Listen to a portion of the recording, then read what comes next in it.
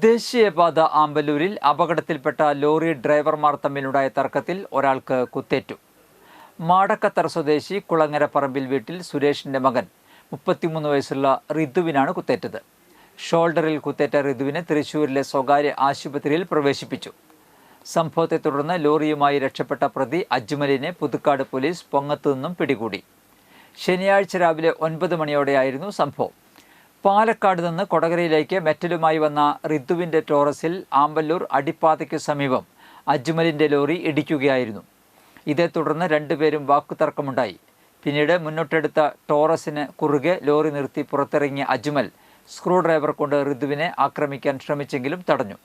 ഇതുകണ്ട് നാട്ടുകാർ ഓടിയെത്തി ഇരുവരെയും പിടിച്ചുമാറ്റാൻ ശ്രമിക്കുന്നതിനിടെ അജ്മൽ ലോറിയിൽ നിന്ന് കത്തിയെടുത്ത് റിതുവിനെ കുത്തുകയായിരുന്നു. 4 തവണ ഷോൾഡറിൽ കുത്തിയ ഇയാളെ നാട്ടുകാർ പിടികൂടാൻ ശ്രമിച്ചെങ്കിലും ലോറിയെടുത്ത് രക്ഷപ്പെട്ടു.